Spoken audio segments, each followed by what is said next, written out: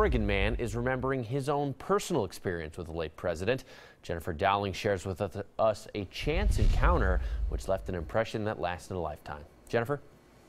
Yeah, Trevor, that's right. The man says he was scheduled to give a trade association speech and suddenly found himself sharing an area backstage with H.W. Bush. Although he might have been in the presence of a future president, he said Bush was so kind it was like talking to a friend.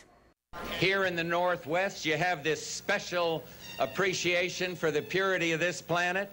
It's an appreciation I share. We owe it to the future generations to protect our air. This is video of George H.W. Bush campaigning for president in Oregon, fresh off serving 8 years as Ronald Reagan's vice president. I certainly followed how the entire campaign was going, and I supported the Reagan-Bush ticket.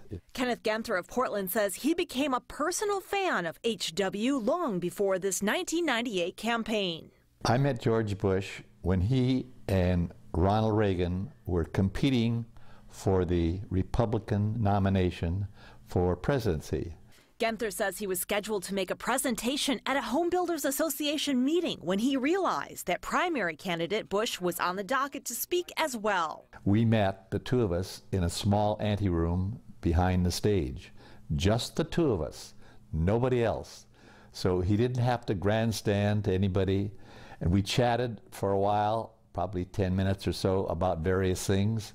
In addition to talking about Portland, the two also talked about Reagan's popularity. Kenneth said, ironically, at one point he commented that Bush might be a great vice president, too. Bush's response was simple.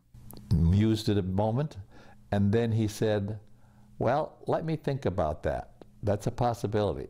A simple response that resonated with Kenneth, not because Bush went on to become vice president, but because he treated him with respect. And they're just one-on-one. Nobody was going to pick up on anything we said because no one was there, and he could have just brushed me off as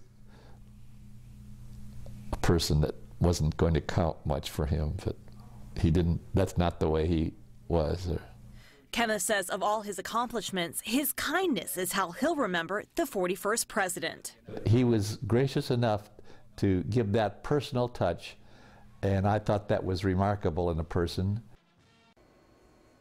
And Kenneth says he also admired H.W. Bush's service in World War II. He says he also joined the military in 1945 and served in the South Pacific.